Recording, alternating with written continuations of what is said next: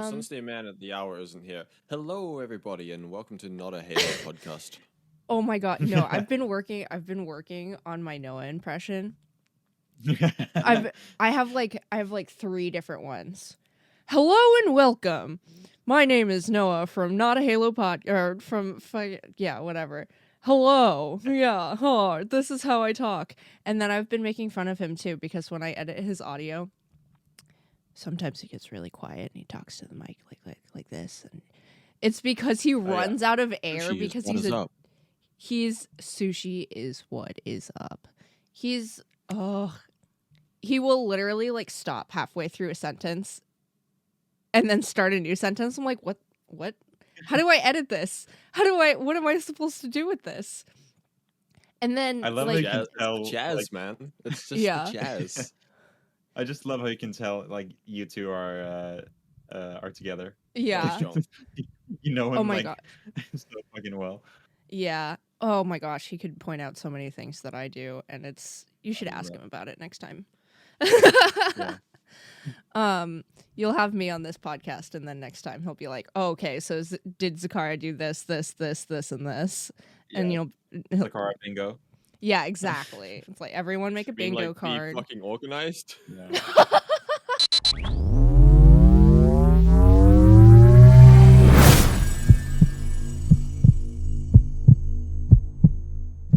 I'm gonna do not Noah's intro, but I'm gonna attempt to do his intro. This is Not a Halo podcast, and I'm joined by my friends Alyx, Neo, and Wernissage, and today we're going to try and likely fail to talk about anything but Halo. For this is not a Halo podcast. All right, Bev check. I'm drinking water, but I'm also drinking a nondescript branded protein shake because we're not sponsored by them. No, not sponsored. Maybe we can get sponsored. Who knows? Oh, that would be great. I drink these every morning. They're fantastic. It's like coffee protein shake. I get it from Costco. Ooh. It's like top tier. All right. You know, a beverage check or a meal check or whatever would be perfect for sponsorships down the line. Honestly, that's what I was thinking. And Noah was like, "Oh, I didn't even realize that, herder." And we can have like 4 different sponsors in one video. Like all of us can have one each. Like, oh, I'm drinking some Chardonnay from. Yeah, exactly. You have your whiskey, coffee. Rockstar. Oh yeah, whiskey. Well, no, I actually just really like darker drinks in general more. But yeah, I don't drink. So what's your but bev I check prefer... then? You have whiskey. Oh no, unfortunately I have hot chocolate. It's not quite there yet. I mean, it's still a darker. I gotta darker become beverage. a bit more like lemmy and heavy metal before I think I'm ready for fucking whiskey every morning. Jesus Christ. Oh, Neo, you're not God. Let's be fair. You're not God. Well, my middle name is Siva, so in certain cultures, which hell yeah. Okay, Alyx, bev check. Yeah. Coffee again, and I just downed another nondescript energy drink type thing. Oh, nice. Because I've been having a morning. No. Uh-oh. It's the 2-claw beast drink, Orange Beast. That's not a thing, right? No. All right, we'll go with that. 2-claw Orange Beast. Vern, what are you drinking? Well, I'm drinking this. Well, it's orange juice. I don't know. I'm drinking orange juice. I'm drinking. Yeah, I'm drinking this thing. It's orange and it's juice, and it's called orange juice. And it's juice. I think it's orange juice. And to keep the tradition going of apparently having 2 different beverages, I have this thing that none of you have probably ever consumed. How do you pronounce It's like in påskmust, which is basically, we also have julmust, which is the Christmas edition. This is the Easter edition. We have this drink at Easter and Christmas only for some reason. And it's like, it's kind of like, imagine like Coca-Cola, but it's not as sweet in the same way Coca-Cola is. It's more like a dark sweet taste and more sounds like better. Yeah, subtle. I was gonna say. I kind of prefer it. Yeah, so it's really nice. If I ever go to the US, I'm definitely gonna bring a bunch of those. You guys can, yeah. you can try it. I want to say one of the signs of just becoming a fucking adult is when you get to the point where you just can't drink regular Coke anymore because it's too like sweet. Same. 'Cause I was like, I don't really drink any Coke in general because like that shit's bad for your teeth and stuff. So I just generally avoid it. But when I do, I've generally only had no sugar for the last like 5 years. So the couple of times I've tried actual Coke, I'm just like, Jesus fucking Christ, this is attacking my mouth. The thing is, I really prefer the original Coke, like the regular one. So I always drink that. But I've started buying this this pack with like 6 small ones. Like they're like this small. They're like a third of a bottle. And or like a can. that in or mix it in with the water. Yeah, it's like really fucking small, but it's kind of nice. So I can just like drink one of those instead of drinking, a whole can and feel like shit afterwards. You just go like smack your teeth with a hammer. Yeah, exactly. It's like a shot, so that's pretty nice. So yeah, becoming an adult fucking sucks. But yeah. Do you guys Indeed. Do you guys have like Mexican Coke over there? I know it's like we just got it maybe like a few years ago. Mexican Coke? What? Yeah. What's the difference? Yeah, we've got it here in our like in our international section. Yeah. It's like the original like bottled Coca-Cola but like without actual cocaine in it. And it's kind of like what you were describing. It's like a glass bottle and you can tell it's different and it's got like really fancy like wavy writing and stuff rather than the like classic Coca-Cola like freaking corporate like print. slightly different pre yeah, it's a little less capitalist recipe. Yeah, it's a little less sweet, and it's definitely a lot. Hello, why is my camera? It's a little more like. How do I don't do like tasting notes. Like freaking. It has a little more bite to it, I guess. It's a little more like. Rooty. Stink. Yeah, earthy, I guess. Wow, earthy cola. Nice. You can really taste the Mexico. Like mixing in some fucking dirt. Fucking Mexican cola. That's pretty easy to make here, I think. Why not just put some fucking like taco powder mix in there as well? Oh god, hell. Oh god. Nice. This is what happens. It's quite nice. Yeah. Oh, sorry. Oh, this is what happens every time I edit the podcast is I'm just like going through my day, clicking through the audio, clipping things out, moving things in the timeline, take a drink. Something fucking funny happens and I'm like trying not to spit all over my fucking computer. This is the way. Oh, I love that. This is how it works. Yeah. I wouldn't have it any other way. No. Oh, that's awesome. I like seeing this live instead. Like we can actually see it live. Yeah. With Zacarra. So that's I appreciate that. 100%. Yeah, I it's like also kind of funny to just see if I can crack you up as well. So I enjoy it's not very hard. And I look like an absolute dumbass when it happens. So it's great. Did you see the clip the other day where I was trying to place barbed wire down in Siege, but my mouse scroll did a little nope, and I just fucking blasted someone in the stomach with a yeah. shotgun. Yes. Yeah. Don't worry. The fucking laugh. You've got that as a comparison. Noah showed me that, and I was like, at least I haven't done that unintentionally. I've definitely done that intentionally to Noah. I thought that was really funny, and then I was also like, "Oh, holy shit!" I kind of laugh like Jeff Bezos. Not in a good way. Oh no! Oh, the evil fucking laugh. I think it's when Carrie made that joke about how like money changes you when you laugh, and like all the billionaires just have the most attentive, like, ha ha ha, that's so funny. Yeah. Yeah. Oh god, I'm already at that point somehow. God, that's terrifying. I don't know. I think it was a bit too loud to laugh. I mean, like, I feel like sometimes you just have like those laughs where it's like, what am I supposed to do with this? There's nothing it's like you throw your hands up in the air and you just go, it is what it fucking is. I don't know. It's out of my control. It's fucking funny. Yeah. It's like one after of a those certain laughs. point, you just have to like accept that you laugh in a weird way.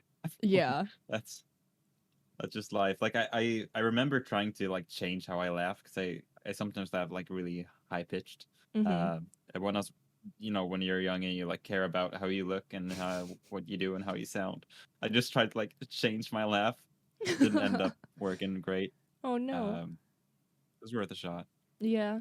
I have like reality. I have a couple different laughs for like different things. Like if I'm laughing at myself, it sounds different. Or if I'm laughing at like if I'm like watching TV or watching a movie and I like see something funny, then it's a different thing. If someone like one of my friends makes me laugh, that's a different laugh too. Or if I'm like, I don't know if I should be laughing or not. Yeah. It's a different laugh too. Yeah. Well, there are a couple of things that I wanted to talk to you guys about today. And one of them was like how you guys think about audio. I mean, This is a very wow. spicy Wow for topic. that. You guys all Oh, do music, you guys all do like videos and recordings and you are in the world of production and audio. But from different angles. And Yeah. I am probably, aside from Neo, one of the biggest audio nerds in the entire world.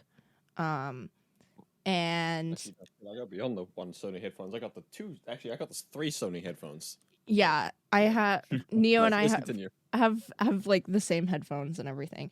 But I know how I view audio, and I guess I'll talk about that a little bit more later. But I wanted to know what you guys think, and then also how that applies and how that relates to how you experience audio in video games like Halo, obviously, the H word. But then also, kind of some of the frustrations or some of the things that you feel when other people don't really acknowledge the impact that has. So I guess we can just go alphabetically. Alyx, if you wanted to start. Or not. Most of I think most of the time when I'm like really studying the way somebody does audio in either music or video games, I look for 2 things, which are clarity and character. Clarity is being able to pick things out individually from a piece. So you can hear the bass, you can hear the drums, guitar, everything's balanced perfectly, but nothing really overwhelms another part of the audio, unless it's like, a solo or something, which in that case, that makes sense. Right. If a piano solo comes up, it's going to be closer to the center of the mix and everything's a bit panned further out, that sort of thing. In video games, you want to be able to tell, say, in the H word game, which weapon is firing at you, who's firing it, from how far away, what environment you're in, that sort of thing. Being able to just find yourself in that environment is really important, I think, to building a good H word game. Yeah. I'm going to keep saying H word game because it sounds funnier. Oh god, it's really fucking funny. What else? And okay, I said clarity as you can probably like edit this or something. I'm like brain farting a little bit. Don't worry about it. I do that all the time. And there's also character.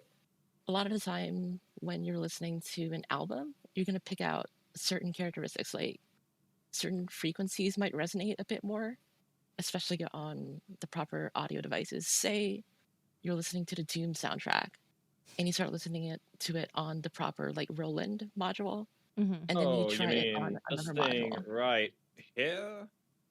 Oh, get the Whatever fuck it's out of called. here. Yeah, that thing. Get out of here. Honey, Show I collect all the mini modules. You gotta. That's how I got into like synths and stuff, because I bought the SC55 for Doom, and I was like, wow, this is cool. I wonder how many more there are. Oh, 200? Oh, okay, I'll figure out a way to get those somehow. Sorry, Yeah. I didn't mean to interrupt. Okay, I was talking about Doom. Yeah, like Dune and listening to it on the original. On the proper hardware, right? Yeah. or when you're playing a game and you can pick out what the weapon firing is. Like, again, the battle rifle from the H-word game had this specific ringing sound until like the 4th entry, I think, H-word game 4, where they completely changed it. Yeah. And everything else as well. Yeah. Classic 343 moment. It still annoys me, honestly, that they changed that particular sound. Yeah. I don't even mind the newer sound, which is funny enough. I don't mind it. A lot of but Halo 4 sounds are pretty good, but they seems like they kind of actually literally just changed it for the sake of changing it. Like there's no exactly. Yeah. There's no good or in-universe reason why it had to change. And yeah, it also means you lose that identity when it was things like, you know, trying to identify gunfire or that kind of thing. It's just like, I don't know, maybe they reset it. Like maybe they intentionally did it so that, you know, it's kind of a fresh start again with things like multiplayer and everyone has to like relearn all of those kind of things. Yeah. But I also don't really think that's the right way to go about that. And I don't think that's a good reason, honestly. Yeah. Because there is a particular sound design philosophy I think they have, which really focuses heavily on realism. But now their philosophy has even spread to the weapon equip sound effects. Like every time you pull out a weapon, it sounds basically the same, like all chunky, and it's resting up against like metal plates or whatever. Whereas before, whenever you equipped a weapon, say the battle rifle, it would have that unique ringing sound, like you're sending the bullet forward, or taking off the safety, or whatever. So rotating the barrels of the rocket launcher, that sort of thing. Yeah, like if you're playing Lasso and you have no idea what the fuck weapon you're holding, like you can just like change weapons and then identify by sound what weapon you're holding instead of having to which I think is really helpful as someone who has tried and failed. But I gave it a good go at the Lasso playlist. This is interesting because the thing is, I've never actually thought about that, like how they have different sounds when you pick them up. But now that I've played Halo 3 so damn much, so I can just hear them, like the sounds in my head of picking up the BR or picking up the assault rifle. Yeah, and I can just hear it. Like, but I've never actually thought about that. But that's really interesting. Well, it's actually I think it's kind of cool because if you look at some things like the competitive Xbox scenes for Halo 1, like for the original Xbox, there are entirely like LAN optimized versions of Halo 1 that they've done things like, in addition to, I think they lower texture quality so that the kind of, you know, the Xbox has like the easiest time rendering it, so it's always the maximum frame rate and stuff. They do other things like camo weapon pickups / switch to and reload sounds all get removed. Because when you're playing LAN, you know, obviously when you're playing split screen, if someone hears they obviously pick up the assault rifle.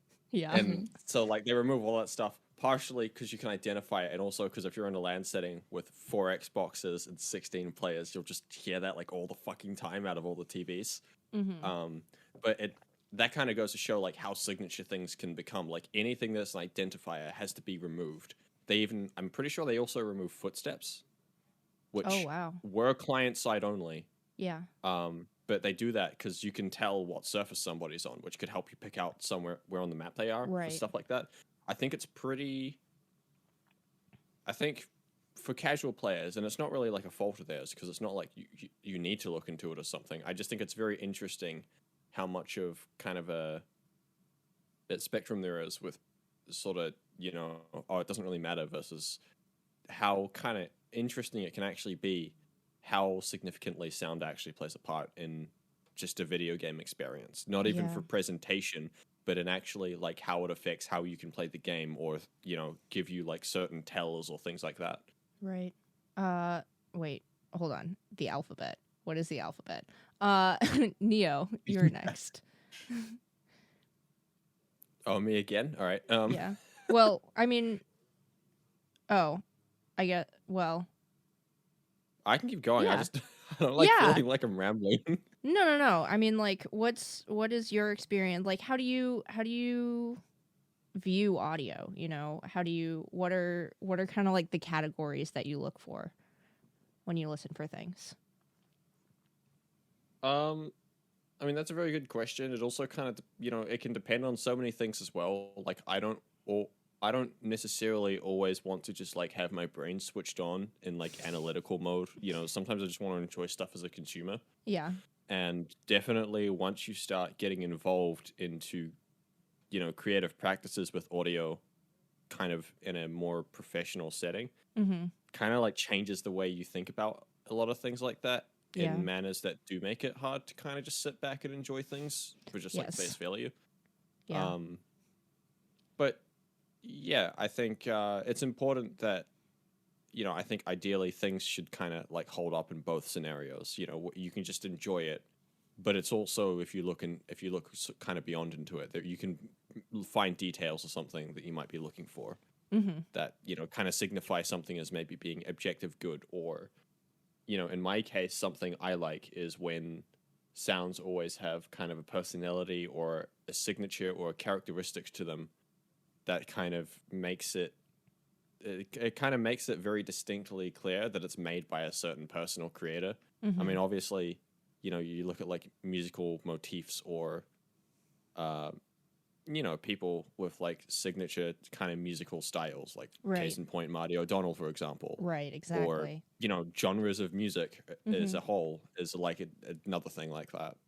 I think that stuff is always really interesting, and I think it's fun, especially to kind of, you can hear someone else like in the work that they make. And that doesn't just apply for music, that absolutely applies for like just regular game audio as well, like sound effects, Foley, all that kind of thing. Yes. Yeah. So I like trying to look for that. But I don't think that is objectively, that's not something that should be on like a checklist, like, oh, it has to be signature, it has to be you. Like, that's not necessarily even a good thing in some cases. And, in my opinion, I like looking for that stuff, but that does not by any means make it a good sound. But as kind of cheesy as it comes across, I really do think sound does half the picture, because it is surprising how much it can influence your perception of things you might see visually or just otherwise distinguish with other senses.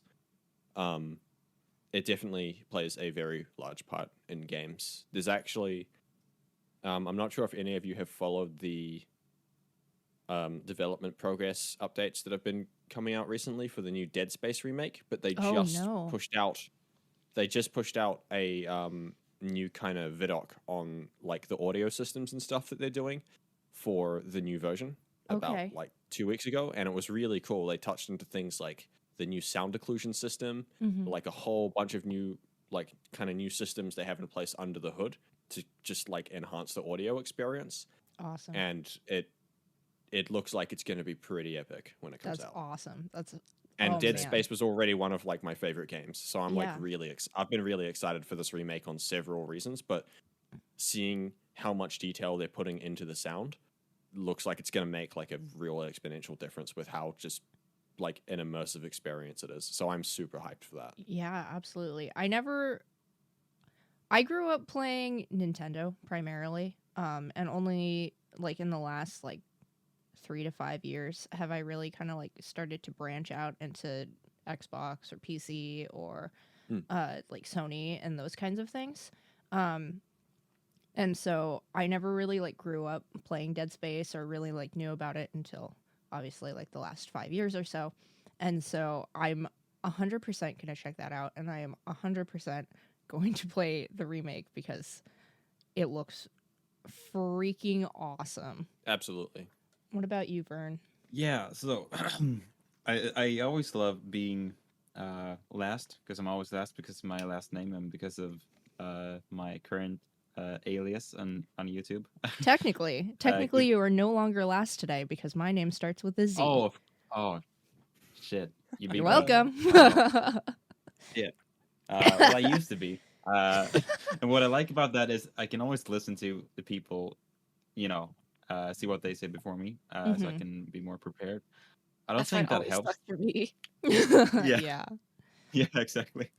So like, but that I'm not sure that's gonna help me now, because the thing is, even though I do dabble in a lot of music, I play a lot of music. I love writing songs and producing music. I'm not really that much of a sound guy.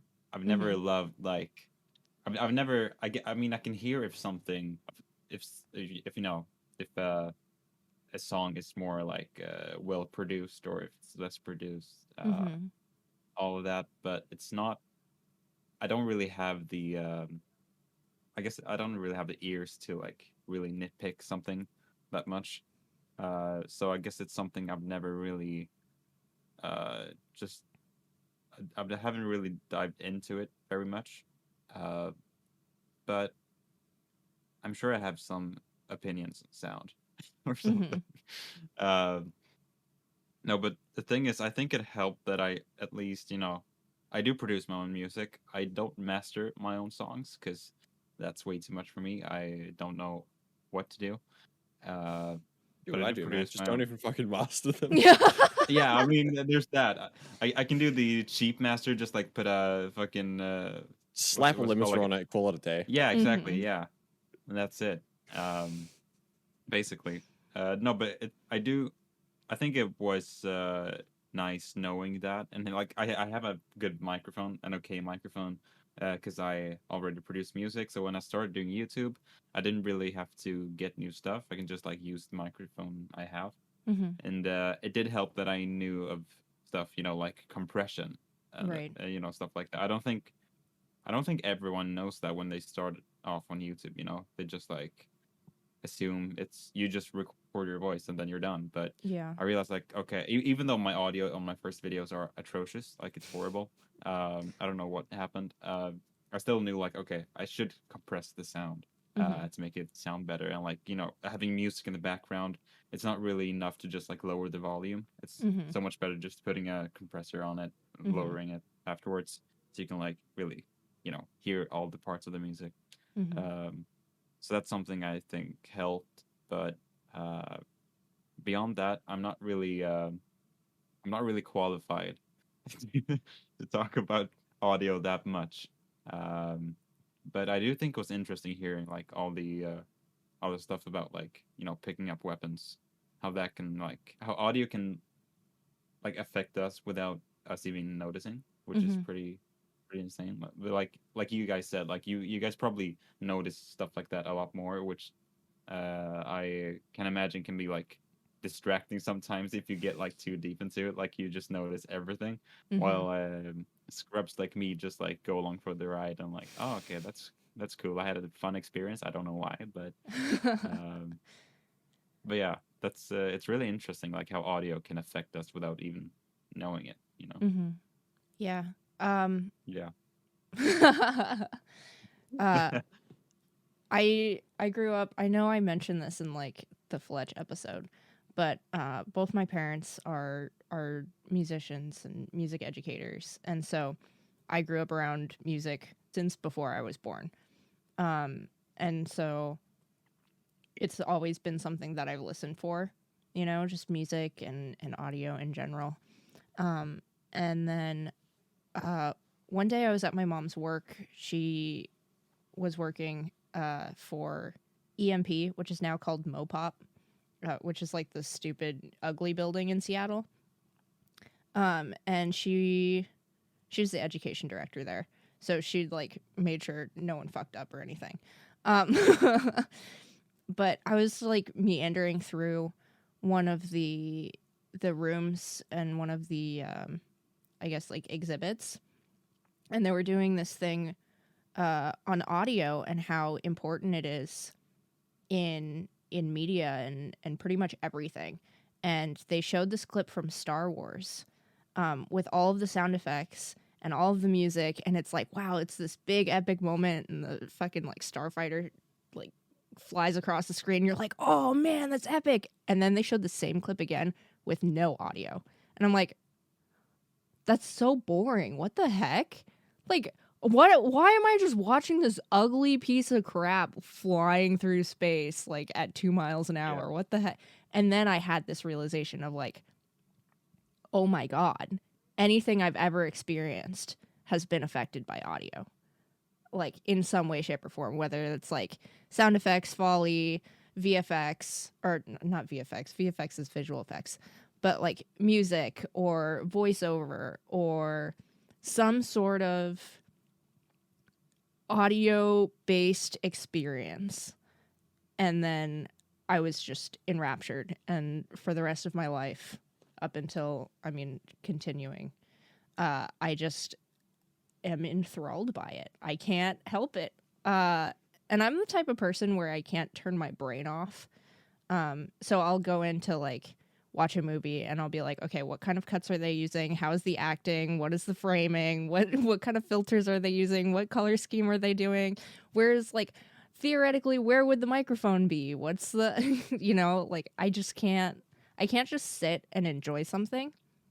And so when I find like a movie that is so incredibly like consuming and enrapturing that my brain can't figure out like what's happening and I just have to sit there and enjoy it, like those are my like favorite movies of all time, like Blade Runner, where I just like I can't just sit around and think about what these things are. I'm just forced to sit there and watch it and enjoy it.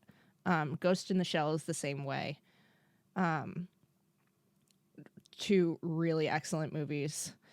And Halo is also pretty up there. Like Halo Reach, I have to say, sorry Vern, is probably my favorite. Wow. You remember though. I do, yeah. Wow. And I mean, of course, it's probably because I have like emotional connections. It's like the first Halo game that Noah and I played together when we first started dating. But I love the story. I love the sounds and the audio design and how like chaotic it feels, but like it's on purpose. And it kind of just makes you sit and have to enjoy it. You can't really think too much about it. Yeah. So it's interesting you bring that up because while Halo Reach is I guess it's my least favorite Halo game in a way. It's more because of I guess as for the story, it's maybe because of I think the characters could have been more fleshed out and that, but it's mostly because of the multiplayer. I just don't like how it feels to play, and I don't like the equipment and all that. That just kind of ruins the game for me. Yeah. But it's actually funny because a lot of people, I feel like Halo Reach is the most underrated game when it comes to audio and music, because while it doesn't have like the the catchy melodies and the catchy songs from the other games, I think it has the most interesting and most vibey soundtrack. Yeah. With the drums and almost like what is it, like Middle Eastern vibes or something. Yeah, totally. Music. Yeah. Yeah, and I just love how it just really, I think it paints a picture of the world better than any other Halo game in a way. Yeah, I agree. 'Cause it's so different too in setting. So I think even though it's not my favorite soundtrack, I think it does the best job at placing me in the world. I guess. 100%. It does that thing that Marty always talks about of like emotional equity in audio and in music, which I agree and disagree with. And now I sound like an absolute asshole. Because hey guys, it's a Sentinel Carry On. I didn't know he was Yeah. Oh no, I'm gonna have to cut that out. or fucking Act Man. Why is Halo Reach so bad and What's awesome? up, guys? I mean, I guess they kind of do it to themselves. It's not really like shitting on them or anything. They chose No. what they put in the video. Yeah, exactly. No, go ahead. But like, I understand that there's like emotional equity in trying to like set a stage and stuff. But honestly, I think Reach's soundtrack is so different because it goes much closer to like leitmotifs and actual like themes and variations for each setting or character or kind of situation than any of the other Halos. And if you know me, you know that I am a fat sucker for leitmotifs. Ruby, RWBY, the t-shirt I'm wearing, is probably one of my favorite TV shows of all time because the entire show is just a leitmotif in and of itself. It's basically just an opera. And every character is based on a color, and they have their own theme, and they have their own sounds, and they have their own like audio, spatial, like thing that comes with them. So you can literally listen to the soundtrack for each episode of that show and know exactly who's on screen, what's happening, whether they're fighting or not, solely because of the leitmotifs used.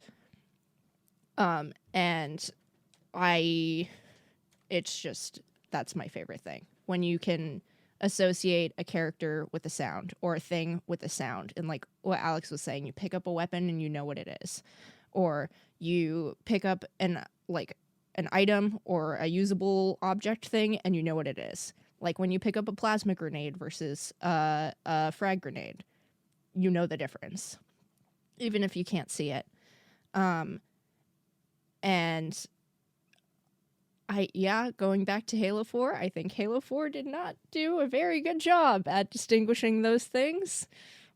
But I'll bring a hot take. I think Halo 5 did an excellent job at distinguishing those things. I haven't actually thought about how Halo 5's audio is, but I do remember. It's been so long since I played Halo 5, but I do remember it being really like, I feel like they really focused on making the multiplayer like fair and, you know, fair starts and everything. And they wanted to, I think they really went hard on making it like easy to understand and yeah, I guess more classic in that way. Yeah. That actually was, I think, the first real multiplayer that I really got into, like competitively. And I got really good at it really fast. And I think in part that had to do with all of the audio design and how you could tell what kind of surface you were walking on or what weapon you picked up or what weapon someone else picked up in like a room right next to you. And you're like, oh my God, I didn't even know someone was over there.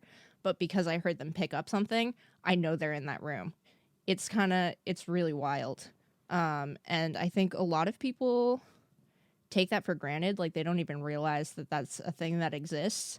And they're like, yeah, the multiplayer's fun. I don't really know why, but the rest of the game sucks. And it's like, okay, yeah, that's fair. But, like, they put so much effort into the audio to make it a fun and, like, immersive experience. And I think that's why Halo 5... Ooh, another hot take. I think that's why Halo 5 has one of the best multiplayers. Yeah. No, Halo 5 is not as bad as people say, except for the story. Oh, that's the only thing I don't like about it. Yeah. The rest 100%. of it's honestly fine. Some of the visual stuff I feel like could have been a bit better, but it's actually not that bad. It's just kind of over detailed. Mm-hmm.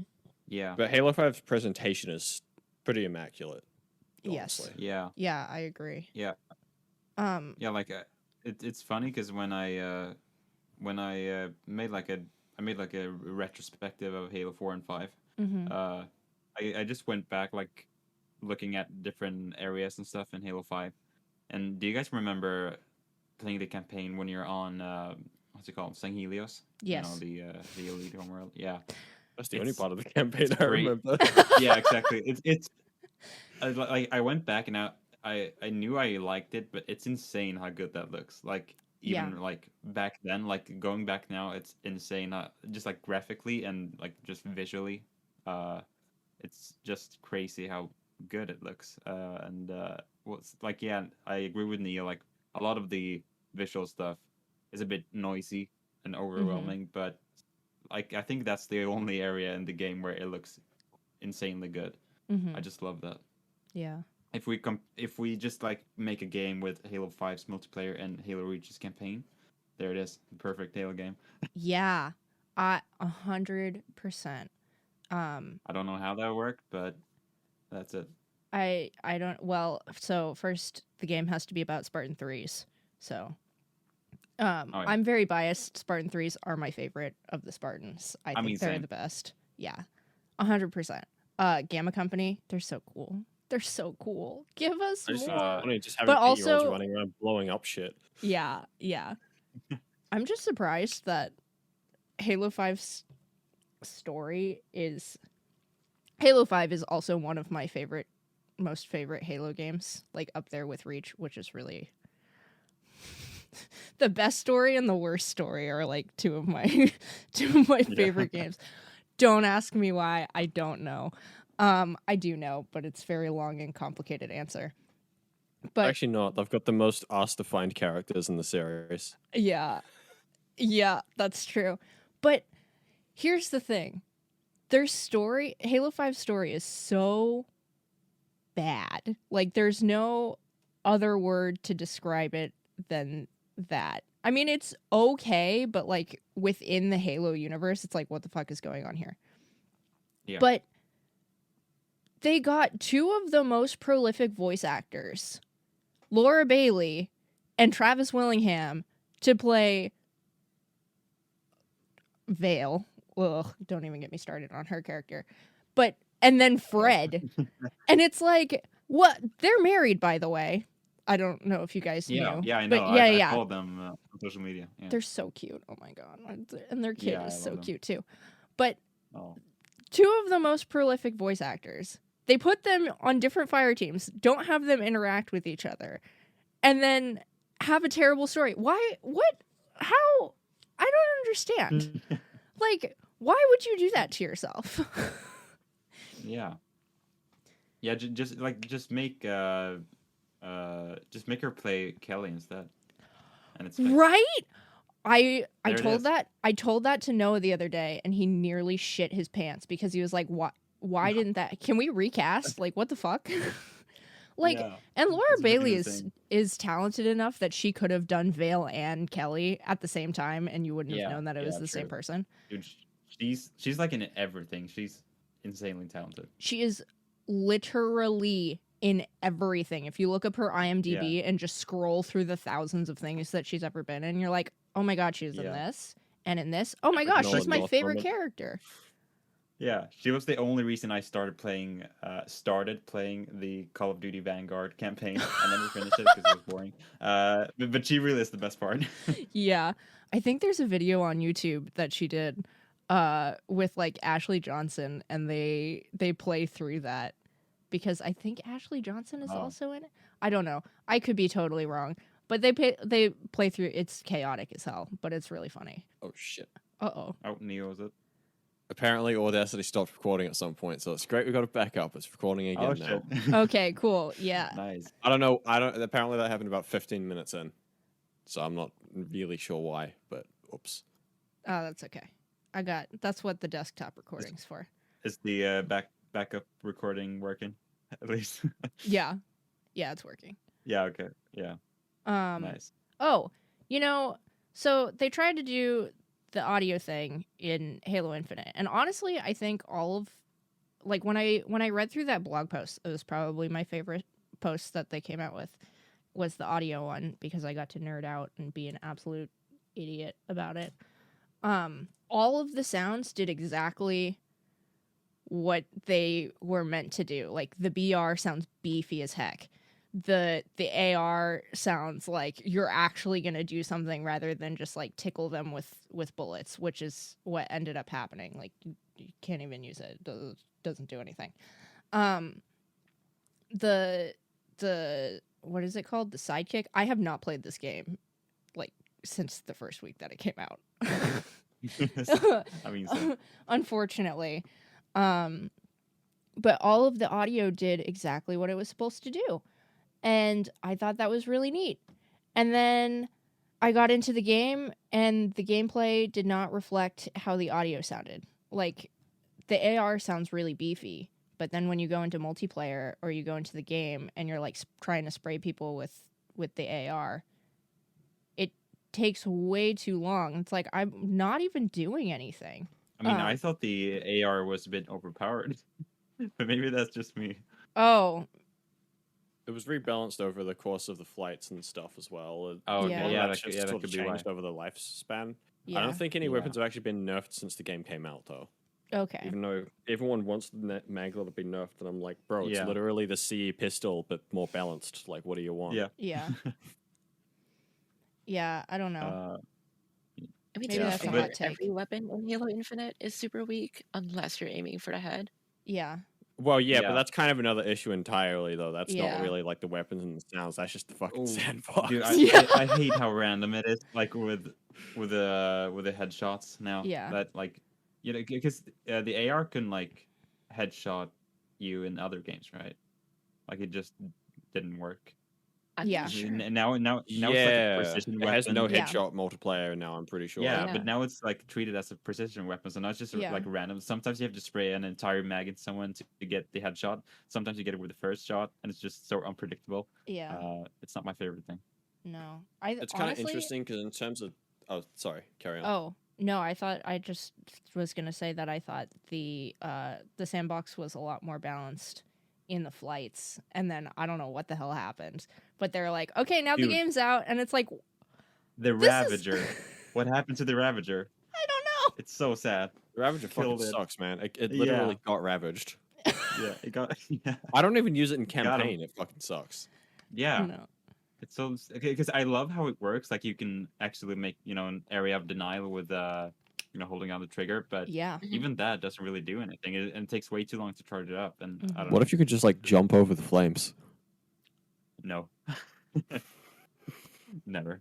But then we wouldn't be able to have grapple or Sandbox ruined. Sandbox ruined. clambering. Yeah.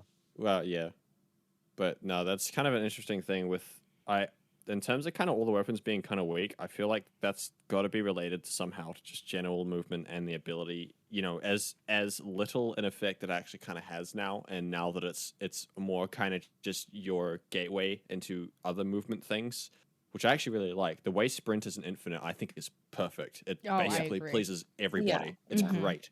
Mhm. But I still think that maybe some of the low damage is so that you can still kind of escape from encounters just with enhanced movement, But as that's opposed what- to actually having to turn around and fight every time. But that's what the which I dance do is not for.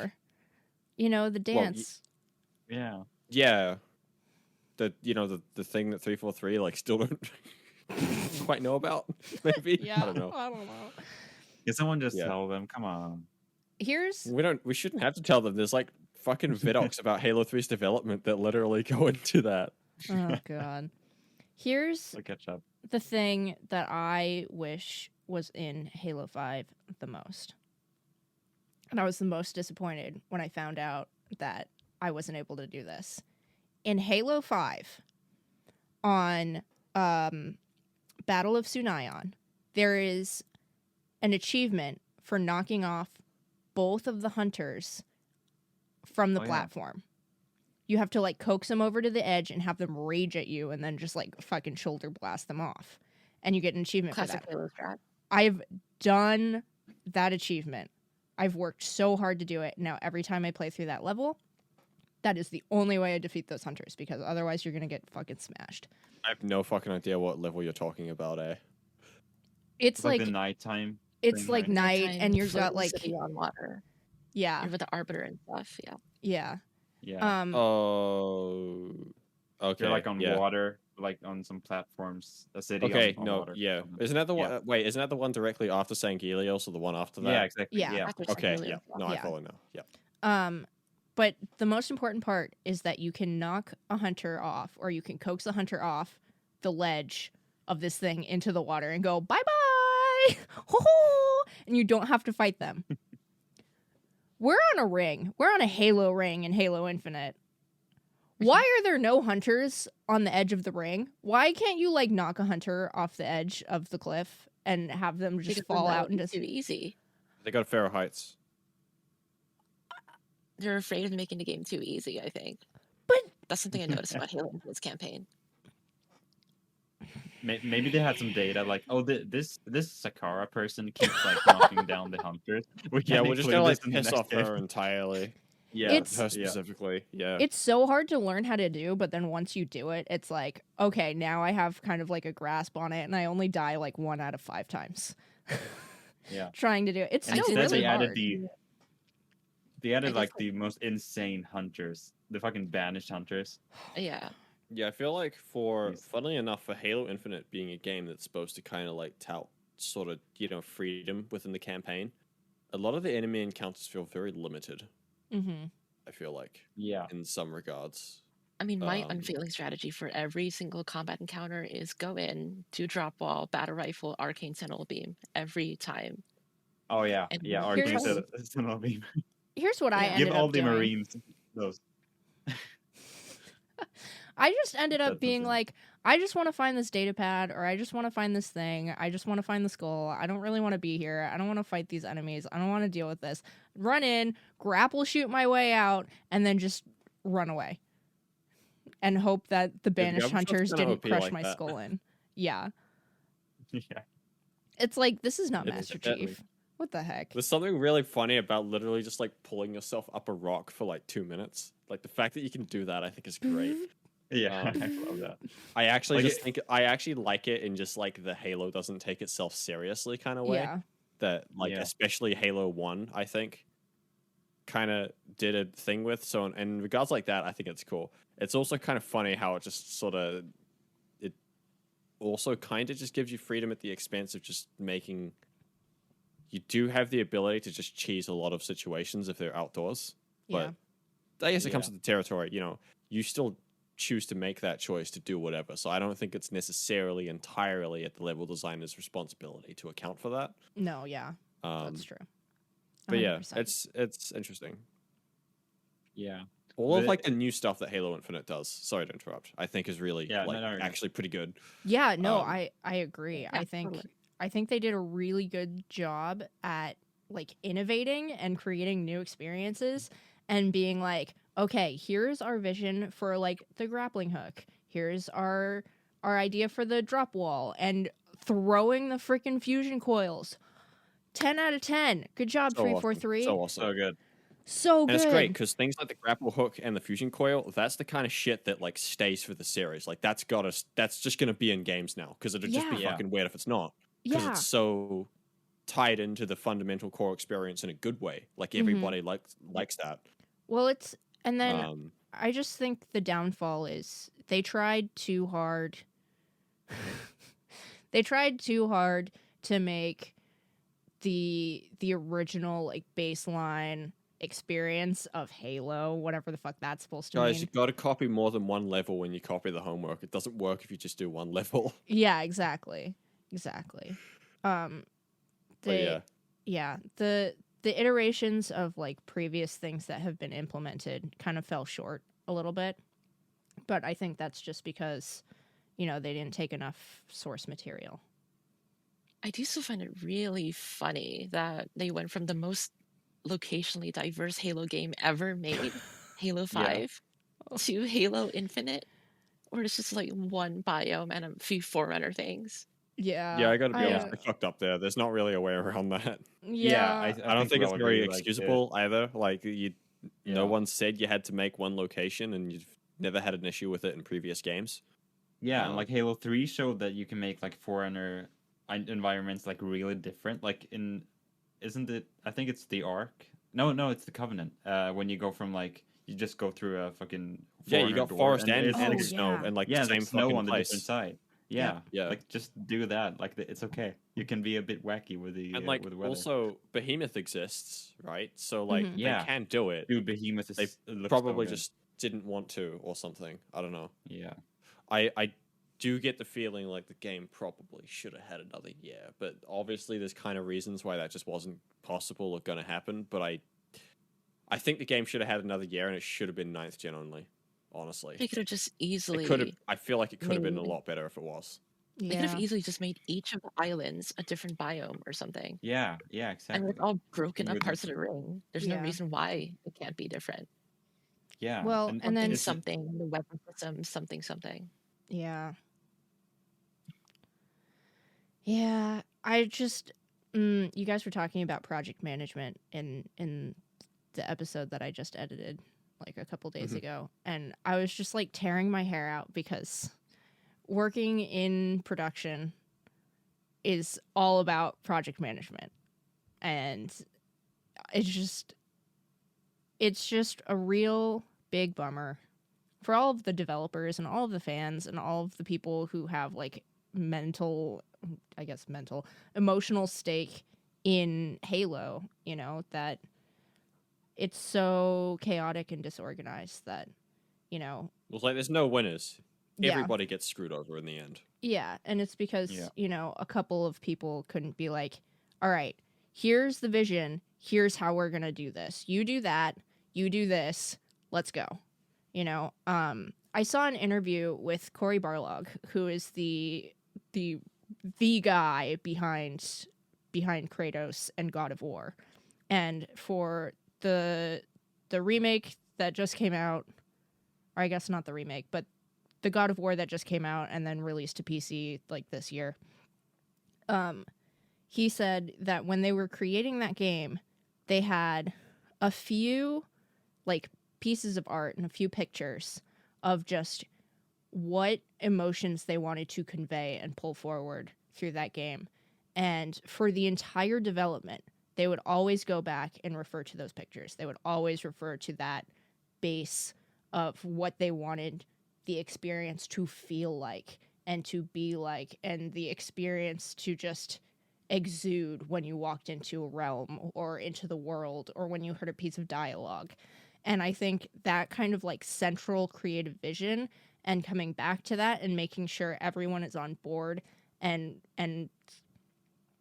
like doing their best to drive that project to that vision's biggest potential or greatest potential is really what makes a game solid, or any story. You know, if we're talking about music, or we're talking about like an art painting, or we're talking about a TV show or a movie, you know. I can't talk about it too much, but so I work in production for music for this upcoming title, right? And while I'm working with the composer, like giving him ideas or feedback or whatever, we always have, it's called, I think, a Miro board of all of the art assets that our team has been creating over time. So we're always looking at that every time we're working on a piece, trying to get something done. Yeah. Because if we stray too far from what exactly the art team and the gameplay team and the coders are trying to convey through either the combat experiences or the exploration or whatever, if we don't hit the mark, then it's not even worth chasing, you know? We want to be as creative as we can be, but we're still part of a team, you know? Right. We still have to follow what everybody else is going along with. Yeah, that's the thing. When everybody starts veering off and doing their own thing, like as great as it can be to have your own expression, that stuff needs to be on check because everybody needs to be on the same picture. Otherwise, you know, the end result will just be a scramble. Also, you know, that's why compromises and decisions are made for everyone to like agree on and adhere to shit. Sorry to interrupt. Yeah.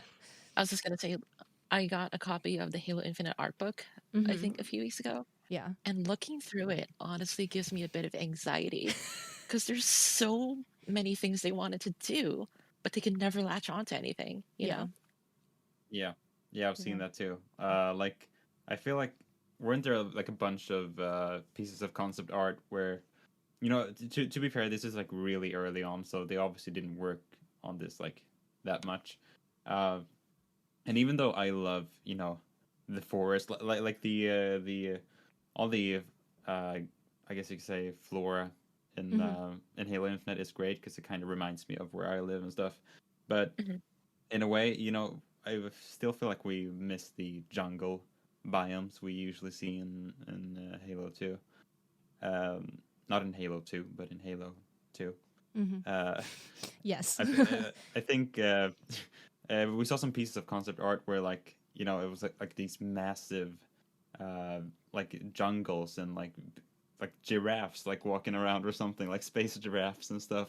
It just like showed an entirely Oh yeah, the fauna in that art book is just like Yeah. It just made me want to where squish did my face. I just want to hug Yeah, them. where did the space rhinos go? Yeah. Where did the rhinos go? They're so cute. Oh my god. Yeah. I love is that shit is gone because of the Xbox One. Yeah. Just like, I mean, probably. And that's like sad because the thing is, I 100% understand why they had to, include the Xbox One. Like, Yeah. a lot of people There's also still supposed use to be that. stuff like apparently the fauna. You'd be able to like follow, I think, fauna like flocks and stuff. Like Yeah. they would actually lead you to objectives and things like that in the Mhm. world That's if you sick. followed them. Mm-hmm. Yeah. So it's kind of a shame that stuff is gone. It's like, imagine having a Ubisoft style waypoint in a video game. Oh man. Yeah. What the It could have been so much better. It could have been so much better. mind So much more like, explosion. an innovative way of like doing the same thing that's more diegetic or just in world. Yeah. But we'll just give you a Yeah. waypoint. Yeah. It's all Oh, good. dude. A bit out of nowhere, I guess, but I've been. Don't ask me why I haven't done this earlier, but I've started playing through the Half-Life games, Oh, and yeah. they have such a great way of like, at least the first game like doesn't give. I guess the second game doesn't do either really. Like it doesn't really give you any objectives. It just tells you where to go in the environment, and I think Mhm. that's what you're referring to, Neo, right? Like the environment is showing you where to go. You Yeah, don't have- exactly. well, yeah, I guess it makes sense since he has the weapon in his head. She can point out where to go. But I just kind of like that way of like you got to figure it out on your own. But I guess that's a bit too risky nowadays.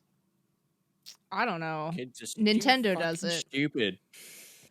Oh yeah, that's Nintendo true. But does it. Nintendo was like still fucking the king.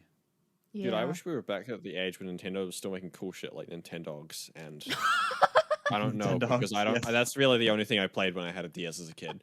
But Oh, that's nice. yeah, My immediate thought is like Legend of Zelda and Breath of the Wild having that open ass map, and each biome is its own unique thing. It has its own like leitmotif and own like musical theme and sound effects, and each enemy has its own sound, and there's an enemy with specific weapons coming up behind you because you can hear the little goblin guy, the bokoblin, coming up behind you, and the like wooden bat is like hitting the shield on him, and so it's like gonk,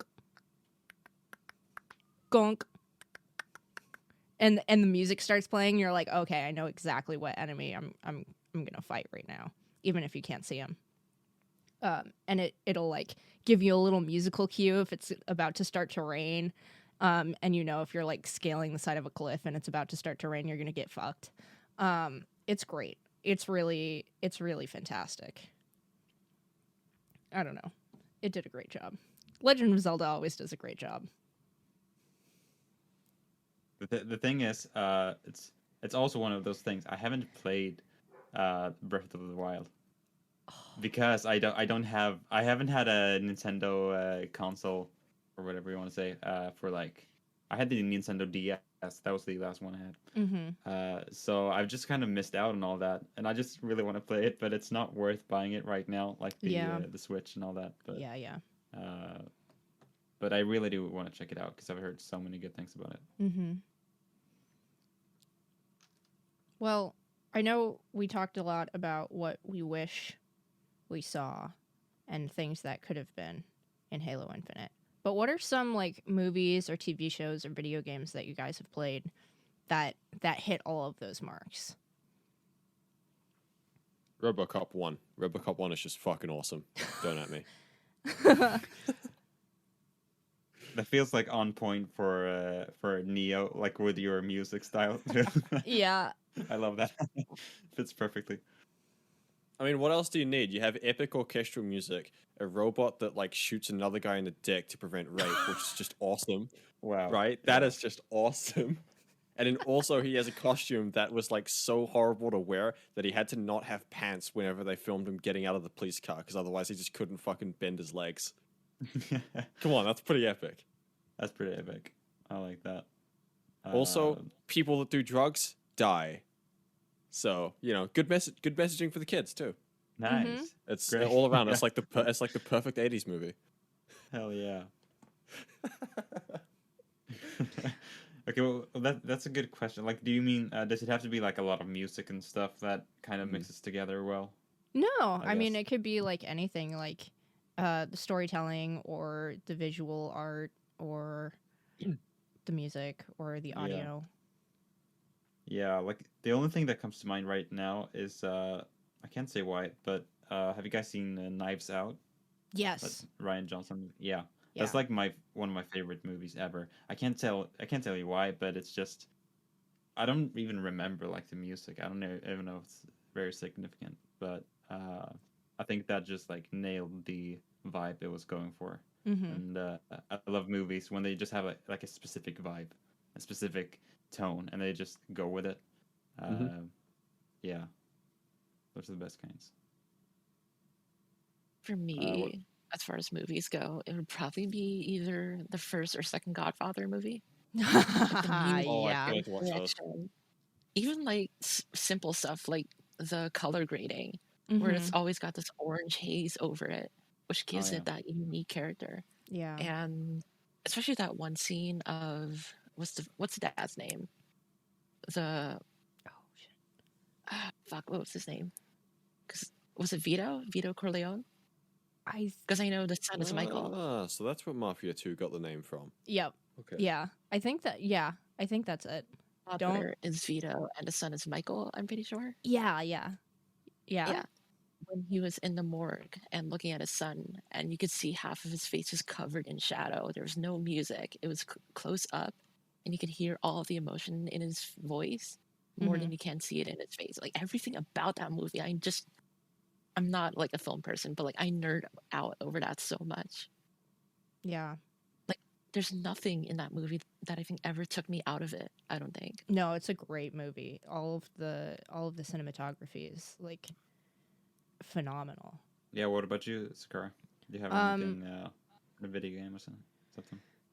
Let's see. The first thing that comes to mind for me, at least for color and sound and just like spatial awareness, not spatial awareness, but kind of like creating a space for each shot and each setting is Blade Runner 2049. Yes. I need to watch it again. Oh my god. Hot take. I love that movie. Another hot take. I'm coming in with so many hot takes in this episode. I'm just gonna come in for one episode, take over the show, and then yeet the fuck out. Yeah. I think. Well, I personally enjoy Blade Runner 2049 more than the original Blade Runner. Yes. Ooh, that is a hot take. Yeah. Yeah. Ooh, I agree. I I 100% agree.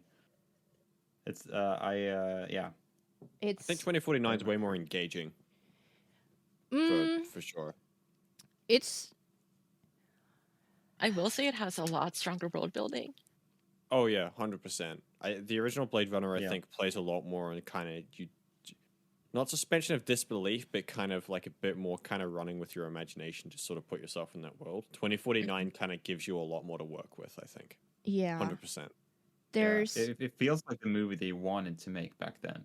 But like they obviously did a great job. Like visually, it's just stunning.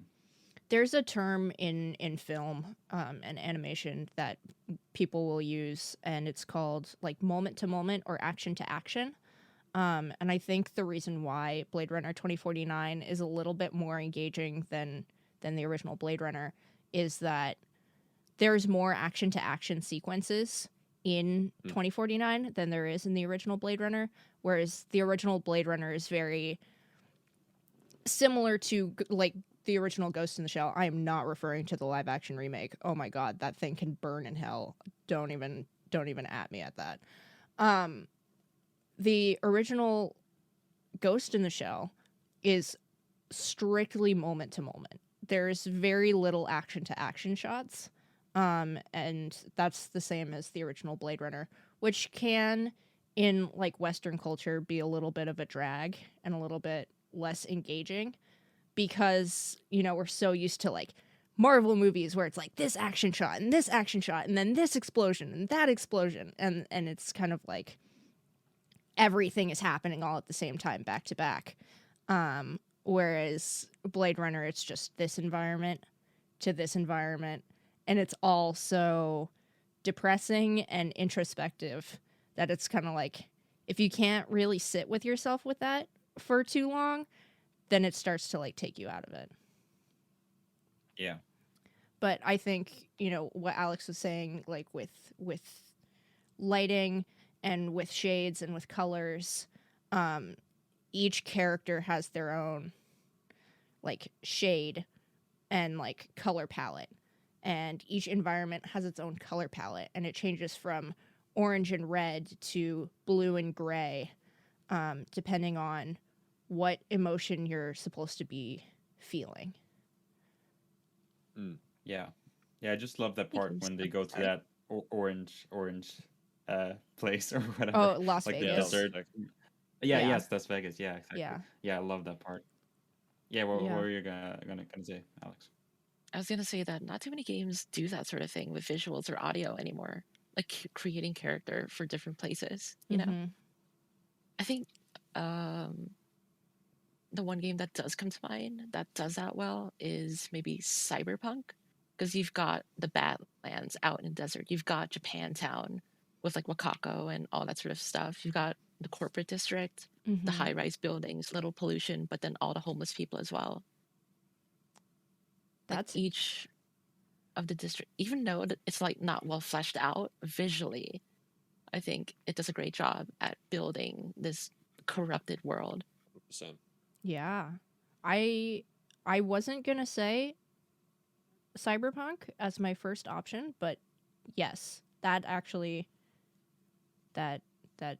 yes. I don't know. I think the H word Combat Evolved also does that really well. Like each biome has its own thing. You know, you're in the snow, or you're in a Forerunner structure, or you're in a fucking like bog swamp area, or you're in the jungle, you know. And each place kind of has its own. Man, the original CE with the fog in the swamp area, that is straight up out of a horror movie. Yeah. I believe that was the intent. Yep. Oh, gosh. Talking about video games, I always bring this video game up. Everyone hates me for it. But I don't suppose any of you have played Outer Wilds. No, I haven't. I played a little bit of it at Game Pass, and I've always meant to buy it because it's. I played it. I was like, kind of just like, oh yeah, this is okay. And then about 10 minutes later, I was like, wow, okay, this game is very special. Yeah, it's like the most unique experience I've ever had, I think, gaming, and it's definitely the best gaming experience I've ever had.